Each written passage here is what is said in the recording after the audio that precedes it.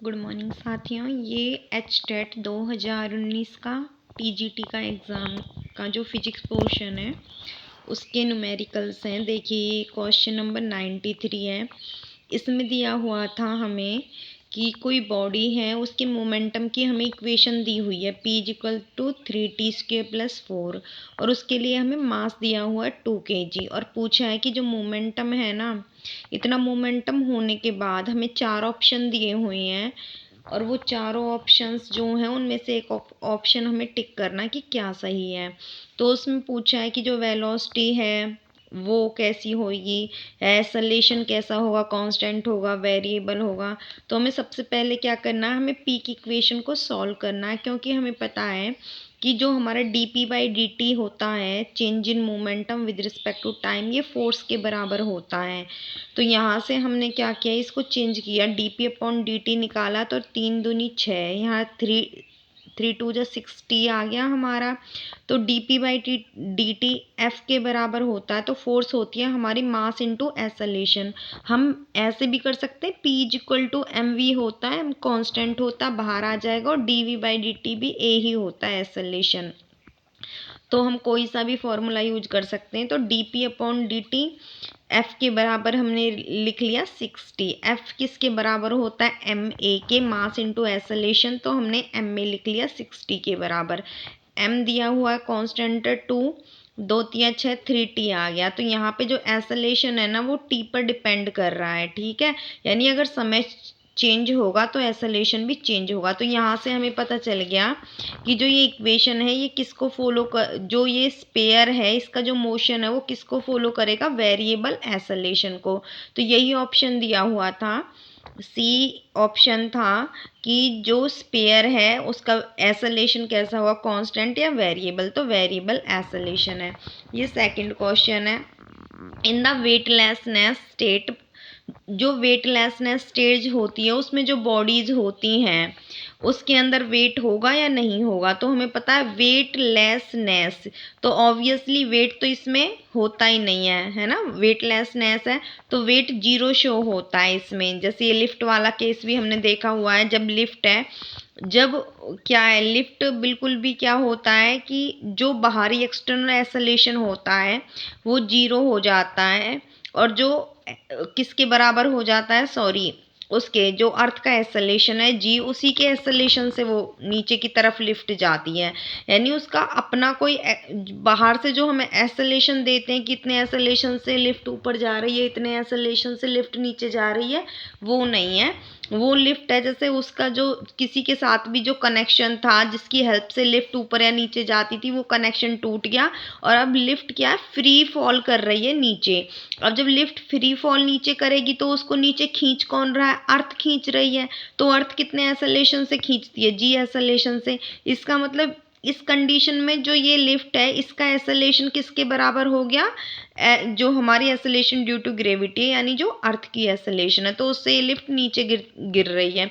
तो इस केस में क्या होता, बॉडी बिल्कुल जो वेट होता है ना वो उसका बिल्कुल भी नहीं रहता, बॉडी का 0 वेट शो करती है बॉडी।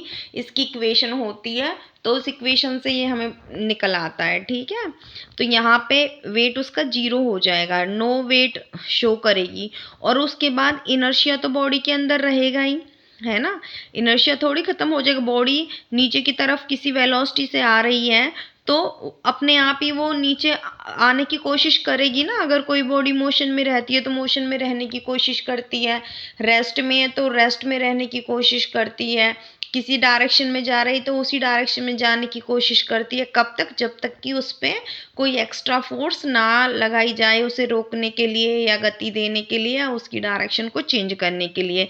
तो यहाँ पे इनर्शिया तो बॉडी के अंदर रहेगा, सिर्फ उसका जो वेट है ना वो क्या होगा, नो वेट शो करेगी बॉडी। तो वेटलेसनेस स्टेट के अंदर जो बॉडी होती है have no weight but possess inertia.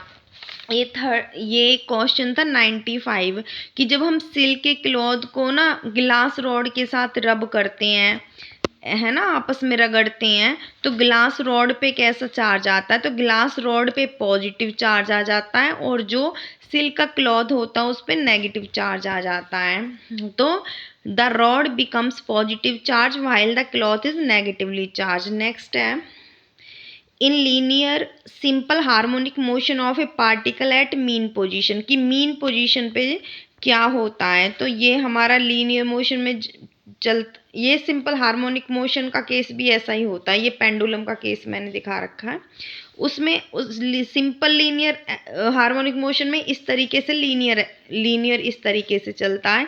यहाँ पे ये सेम ही केस होता है वी का और एफ का और ए का। तो इसको देख लीजिए, जैसे यहाँ पे हमारी बॉब होती है, बॉब इधर जाती है पेंडुलम की, फिर वापस आती है, तो बॉब इधर जा रही है, तो डायरेक्शन वेलोसिटी की इस साइड में है। तो यहाँ से जब एक बार बॉब रुकेगी और जब वापस आएगी, जब बॉब रुक जाएगी तो वेलोसिटी उसकी 0 हो जाएगी। ऐसे ही इस एक्सट्रीम पोजीशन पे पहले बॉब जो है हमारे पेंडुलम की इधर जा रही है, फिर उस बॉब को रुकना पड़ेगा, फिर वो वापस आएगी, तो जब रुकी तो वेलोसिटी कितनी हो गई, 0। तो यहाँ पे एक्सट्रीम पोजीशन पे वेलोसिटी 0 होती है और मीन पोजीशन पे उसकी अपोजिट यानी मैक्सिमम वेलोसिटी होती है। फिर यहाँ पे देखिए एक्सेलरेशन होता है चेंज इन वेलोसिटी। यहाँ पे देखो इधर जा रही थी वेलोसिटी, फिर एकदम से नेगेटिव डायरेक्शन में गई, तो चेंज मैक्सिमम हो गया ना यहाँ पे। तो चेंज मैक्सिमम हो गया तो एक्सेलरेशन भी मैक्सिमम होगा, और एक्सेलरेशन मैक्सिमम है तो फोर्स भी मैक्सिमम ही होगी। तो एक्सेलरेशन मैक्सिमम होता है, फोर्स मैक्सिमम होती है कहाँ पे, यहाँ पे एक्सट्रीम पोजीशंस पे। भाई ये तो सीधी सी बात है, एकदम से भाग करके आएगी ना बॉब इधर की तरफ, बहुत तेजी से आएगी। अगर हम इक्वेशन भी लर्न ना करें, डायरेक्ट ही अपने दिमाग में रखें, तो यहाँ से बॉब गई और वहाँ से एकदम से तेजी से भाग के आएगी, तो फोर्स ऐसे वहाँ मैक्सिमम थी और धीरे धीरे फोर्स कम होने लगेगी। ऐसे एक्सेलरेशन यहाँ पे मैक्सिमम था। वेलोसिटी यहाँ पे एक बार बॉब रुकी तो वेलोसिटी 0 हो गई, फिर उसने अपनी डायरेक्शन को चेंज किया। तो एक्सट्रीम पोजीशंस पे वेलोसिटी 0 होती है, एक्सेलरेशन मैक्सिमम होता है, फोर्स मैक्सिमम होती है, और मिड में क्या होता है, मीन पोजीशन पे इनका अपोजिट होता है, वेलोसिटी मैक्सिमम हो जाती है, एक्सेलरेशन मिनिमम हो जाता है और फोर्स भी यहाँ पे मिनिमम हो जाती है। फिर जब यहाँ फोर्स मिनिमम है तो वो आगे क्यों गई, ये क्वेश्चन मन में आता है। ये इसलिए गई क्योंकि वो वेलोसिटी से जा रही है ना मैक्सिमम से, और जड़त्व का नियम इनर्शिया का नियम कहता है कि कोई वस्तु अगर किसी वेलोसिटी से आगे बढ़ रही है तो वो आगे बढ़ती ही रहेगी। कब तक, जब तक उसको रोकने के लिए उस पर एक्स्ट्रा फोर्स ना लगाई जाए। तो वो आ रही थी, उसके पास मैक्सिमम वेलोसिटी है, तो वो इसीलिए आगे बढ़ जाती है। तो यहाँ पे फोर्स और एक्सेलरेशन मिनिमम होगा और वेलोसिटी मैक्सिमम होगी कहाँ पे, मीन पोजीशन पे। तो इसमें पूछा है कि linear simple harmonic motion of a particle at mean position पे क्या होगा, वेलोसिटी मैक्सिमम होगी और एक्सेलरेशन मिनिमम होगा।